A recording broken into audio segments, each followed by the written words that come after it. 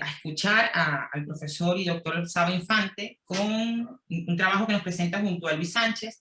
El profesor Saba Infante trabaja en la Universidad Yachay Tech, no sé si lo pronuncié bien, en Ecuador, y la Universidad de Carabobo, en Venezuela. El trabajo del profesor Saba se titula Epidemics Model for Estimating the Population Dynamics of SARS-CoV-2. Vamos a escuchar al profesor Saba atentamente. Gracias, profesor. Ok, vamos a compartir pantalla. Ok, tengo 20 minutos para hablar, ¿no? Sí, cuando falten 5 yo les notifico. Perfecto, gracias.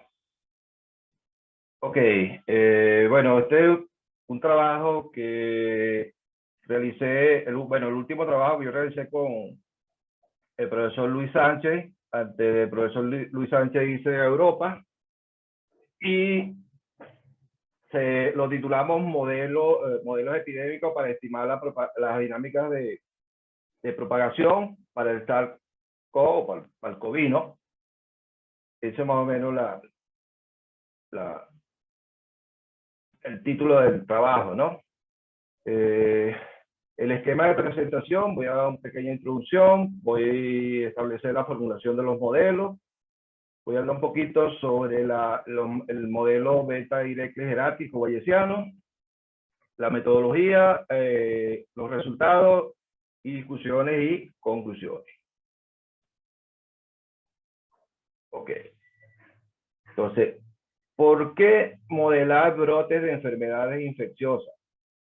Bueno, fíjense, comprender los brotes de enfermedades infecciosas es vital para descubrir la forma de reducir su impacto en la sociedad.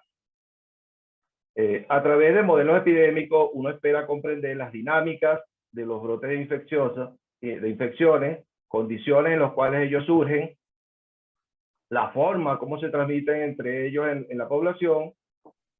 Y, por ejemplo, uno puede estar interesado en determinar,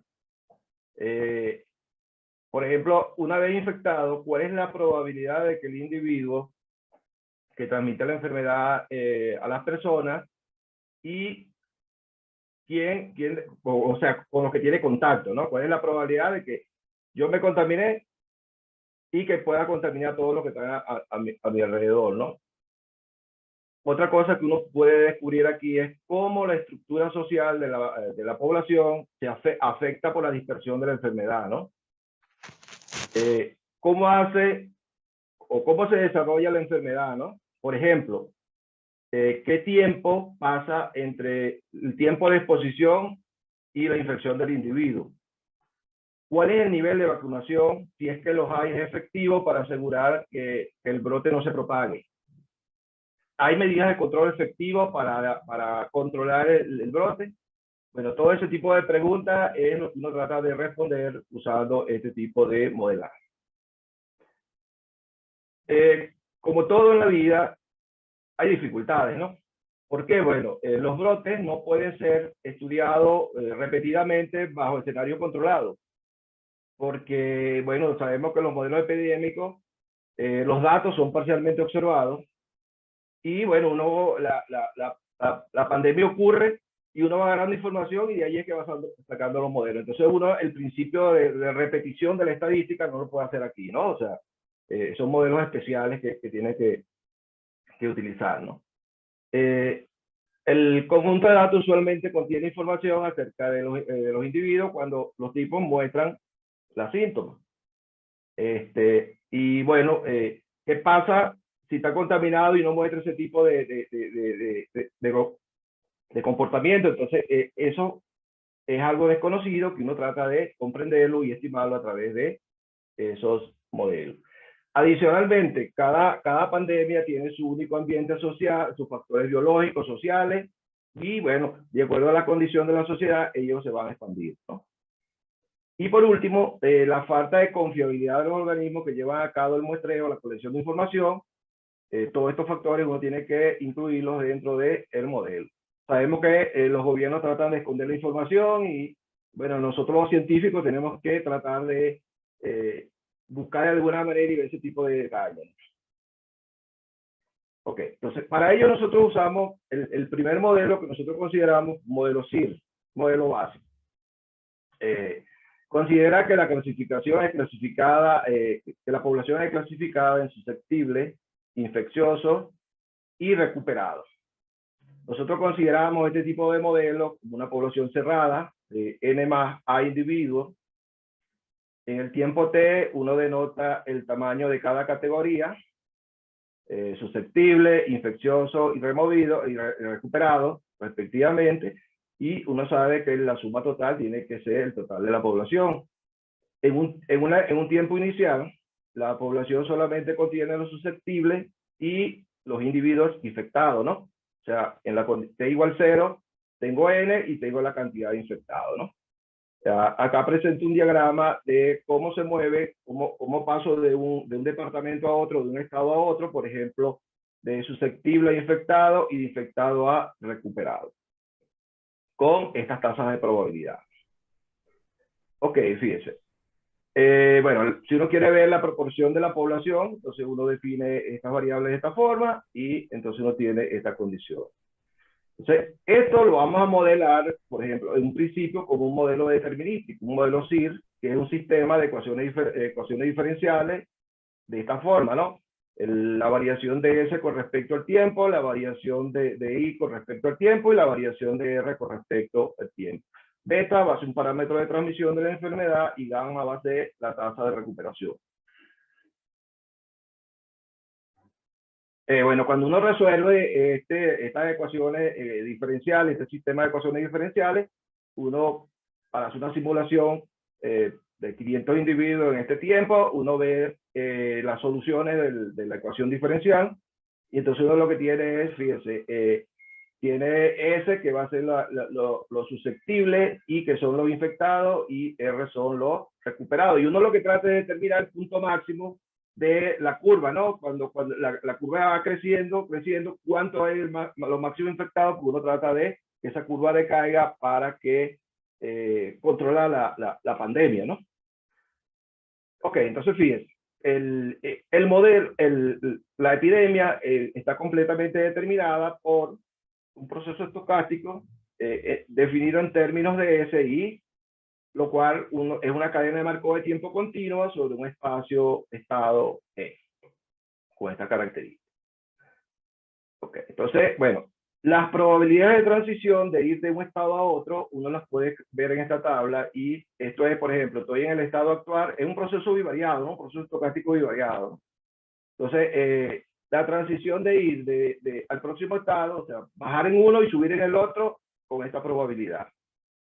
Mantenerme en I, bajar a L-1 con esta probabilidad, y quedarme en el mismo estado va a tener esta probabilidad.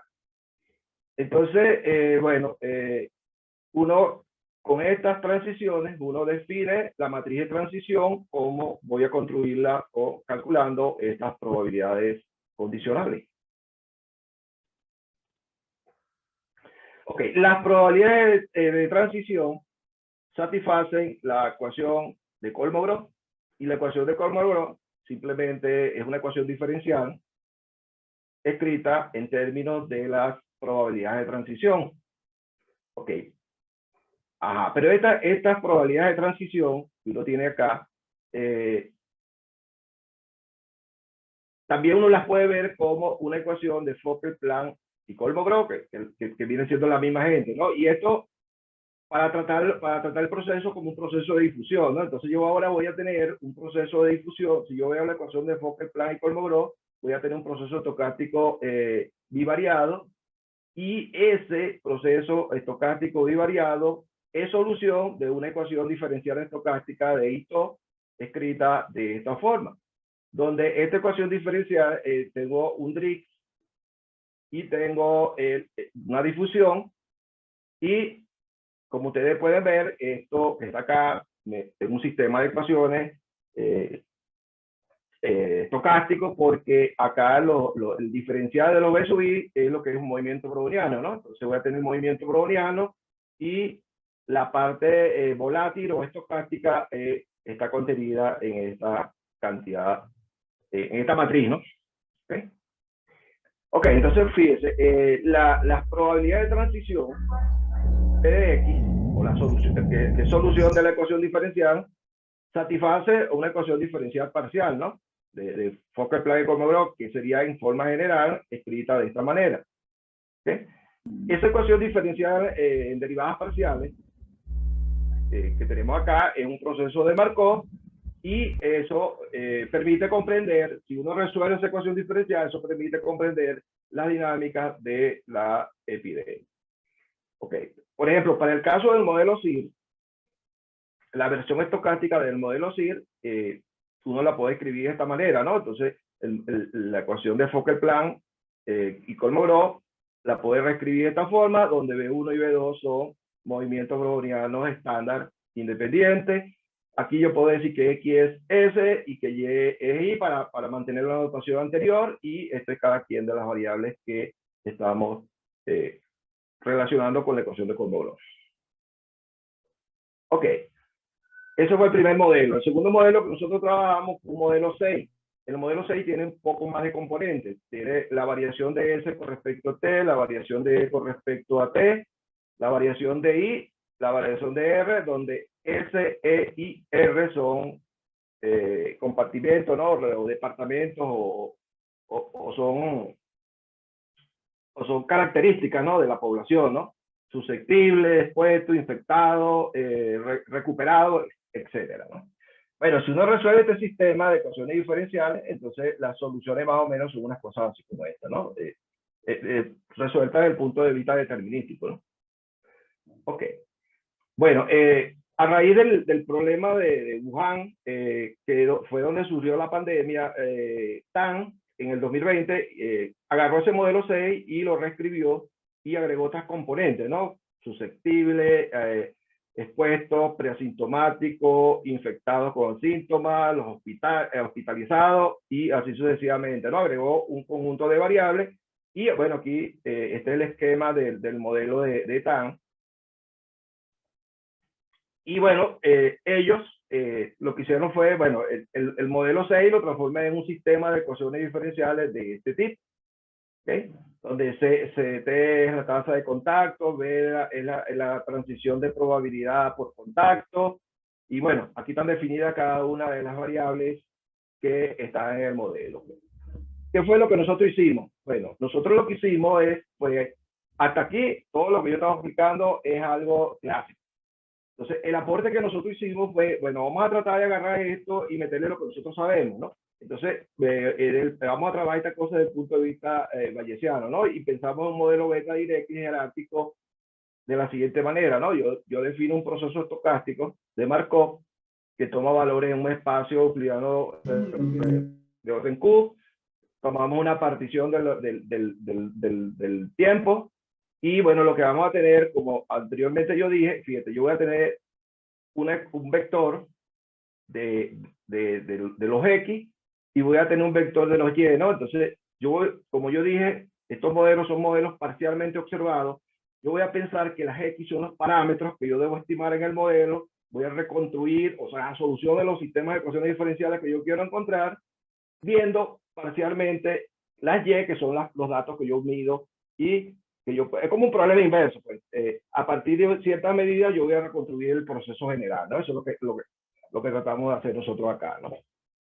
Y para ello nosotros lo que hicimos fue escribir la siguiente estructura jerárquica del modelo, ¿no? Hicimos una estructura bayesiana y escribimos el modelo de esta forma, ¿no? Esto es parte del aporte de nosotros en este trabajo. Entonces, ¿qué fue lo que hicimos? Bueno, para el caso del modelo CIR, lo definí en términos de un modelo beta directly, y le colocamos estas distribuciones de probabilidad. Donde, bueno, los Y que representan lo que yo estoy observando, lo denoto de esta manera, y los X, que son los parámetros que yo quiero estimar, o las soluciones de la ecuación diferencial que yo quiero encontrar, representan los estados no observables o estados latentes, como también se conoce. Ok, teta son los parámetros, gamma es la tasa de recuperación, y beta es la tasa de transmisión de la enfermedad. Y kappa es un parámetro que controla la varianza de la ecuación. Entonces ahora yo voy a definir, yo voy a tratar de reconstruir la función voy a tener tres soluciones de la ecuación R3, y ahora el modelo, decir, lo pasé a la forma estocástica. Aquí estoy agregando un componente aleatorio, ¿no? Entonces, una vez que yo tengo el modelo escrito, esto también es aporte de nosotros, escribí el modelo en términos estocásticos, ahora tenemos el modelo en forma matricial, y fíjate, este modelo simplemente se comporta como una ecuación diferencial estocástica de la misma forma de la ecuación Fokker-Planck y Kolmogorov, ¿no? Okay, bueno, ustedes saben que si esta sería la versión derivada y la ecuación integral sería de esta forma.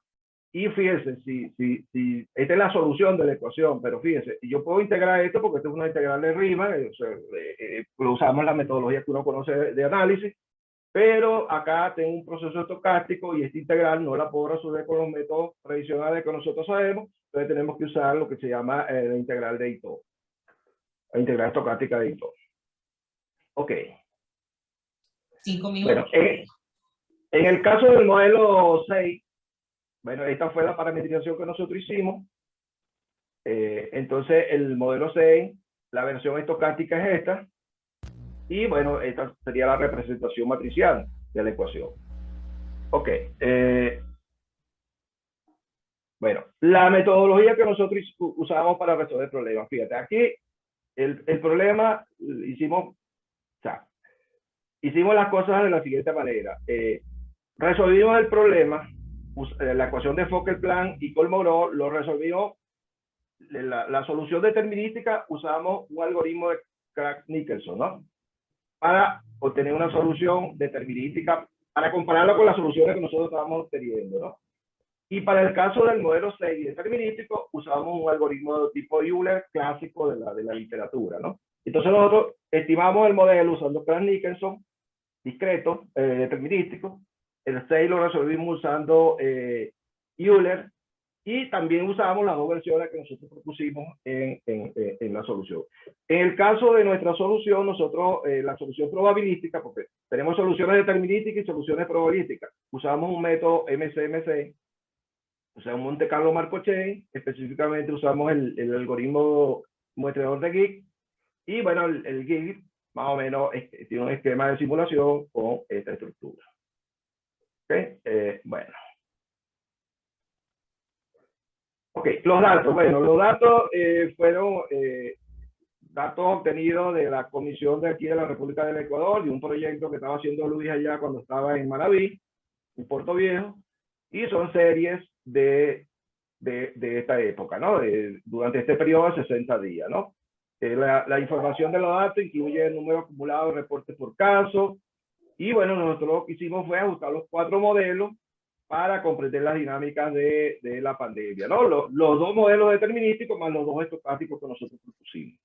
¿Okay? Bueno, aquí algunas salidas de las soluciones, aquí estos son usando Craig-Nicholson, acá es la solución usando para el modelo CIR con el algoritmo Geek. Algunas medidas de estimación que nosotros usamos, bueno, usamos 3 medidas para validar los modelos: el error cuadrático medio, la raíz cuadrada del error cuadrático medio y el error absoluto medio, ¿no? Esas son las medidas de estimación para obtener los resultados, para validar los modelos que tan buenos fueron, ¿no? Okay. Acá están los resultados del modelo de TAN, resuelto por el método determinístico Euler. Estas son las soluciones de método Euler, cada una de las variables. Acá está la propuesta que nosotros hicimos con el Geek. Estas son las soluciones y estas son las medidas que nosotros estimamos para validar la calidad de los modelos que estamos proponiendo, ¿no? Ok. Bueno, como discusión y conclusión, bueno, presentamos 4 modelos epidémicos para estimar la solución de las ecuaciones diferenciales, 2 versiones del modelo CIR determinística y 2 versiones del modelo 6 fueron ajustados, ¿no? O sea, CIR determinística y estocástica, 6 determinística y estocástica.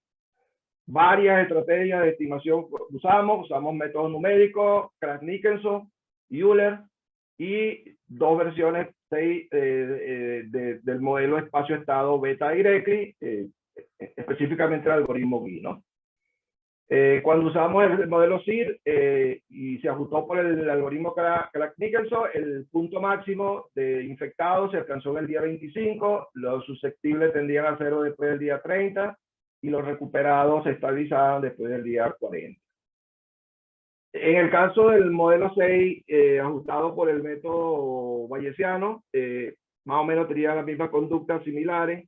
Los susceptibles en el día 38, los infectados el día 22, el otro creo que fue el 25, y los recuperados fue el día 35, ¿no?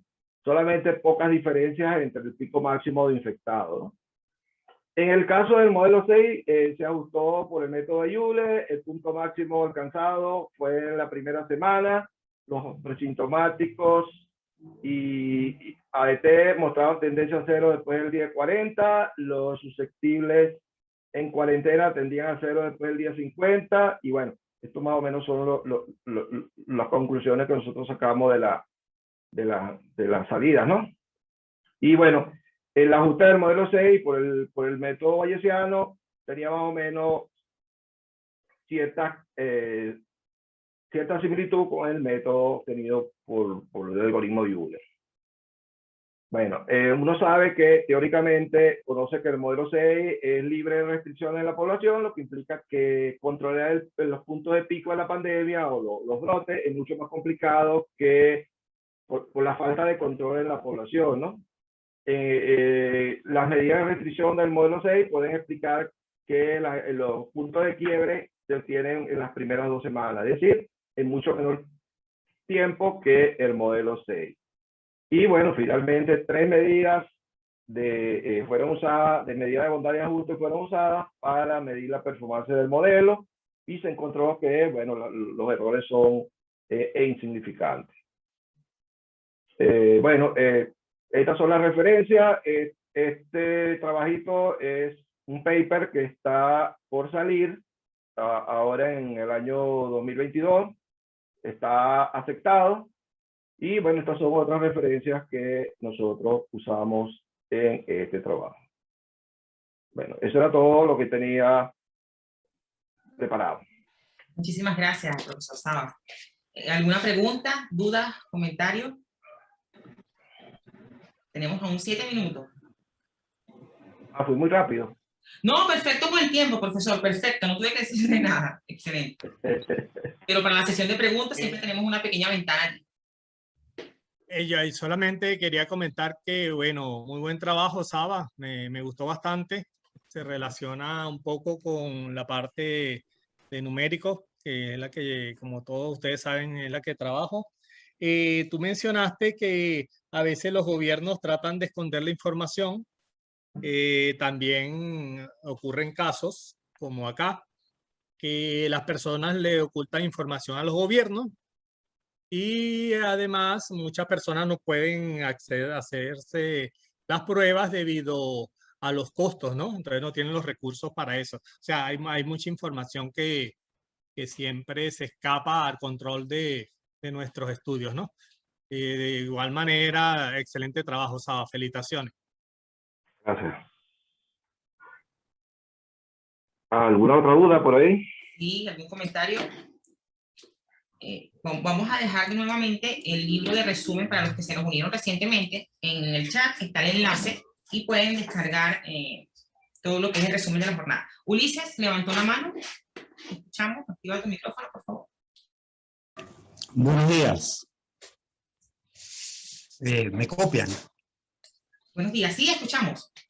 Hola, yo me acabo de volver a unir.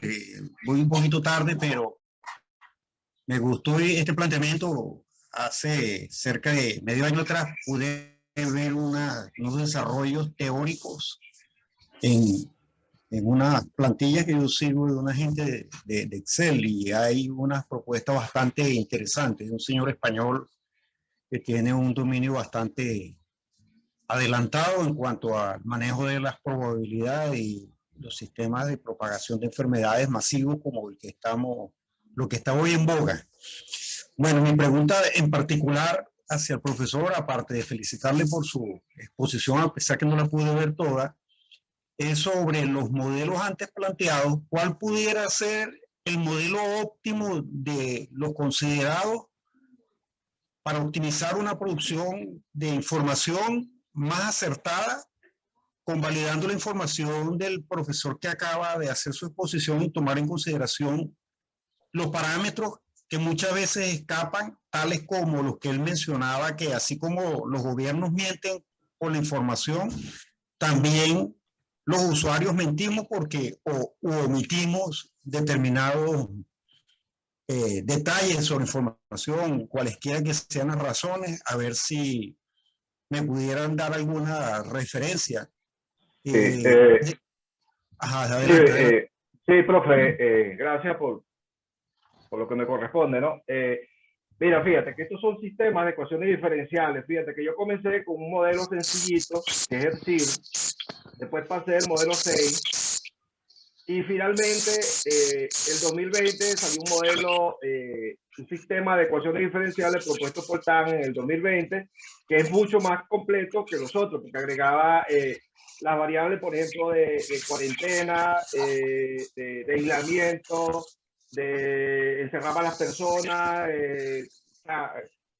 agrega, y el tipo de modelo, como todos los que sabemos que hemos estudiado ecuaciones diferenciales, cuando tú planteas un problema real de eso, tú tratas de incluir toda la mayor información que tiene y incluye, pues, ese modelo que hizo TAN, que fue mucho más robusto que el 6, tú lo puedes completar y le puedes meter más componentes, ¿no? Claro, a medida que pones más componentes vas a tener más problemas para estimarlo, ¿no? Pero bueno, eso se hace, ¿no?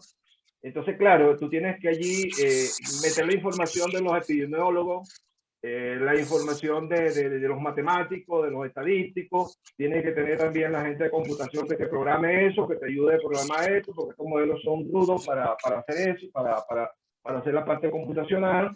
Entonces, todo ese tipo de variables, tú las puedes meter en un modelo, puedes cuantificar el problema y puedes tener mejor predicción. ¿Sí? Modelos más robustos que el de TAN y que los que yo presenté allí, ¿no? Sí se puede, eso se puede. Pero tiene que tener un grupo multidisciplinario que todo el mundo sepa de lo de él, pues el epidemiólogo que te dé toda la información, el matemático, el estadístico tiene que estar allí tomando todo eso y después plasmarlo en la ecuación, en el sistema de ecuaciones diferenciales y después resolverlo.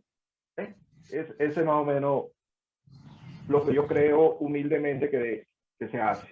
No, 100% de acuerdo. Muchas gracias por su aclaratoria, muy amable. Que tengan buen día. Gracias. ¿Alguna otra pregunta? ¿Comentario? Bueno, profesor Saba, nuevamente queremos darle las gracias por esa interesante charla que nos trajo. Vamos entonces a continuar con el programa. En este momento corresponde a Naomi Cedeño. No veo la pantalla de Naomi. Naomi fue tesista del profesor Saba Infante y acaba de presentar su tesis de pregrado, un laude, y ella nos trae un trabajo titulado Cuantificación de incertidumbre en modelos definidos por sistemas de ecuaciones diferenciales. Pertenece a la Universidad de Yachay Tech en Ecuador.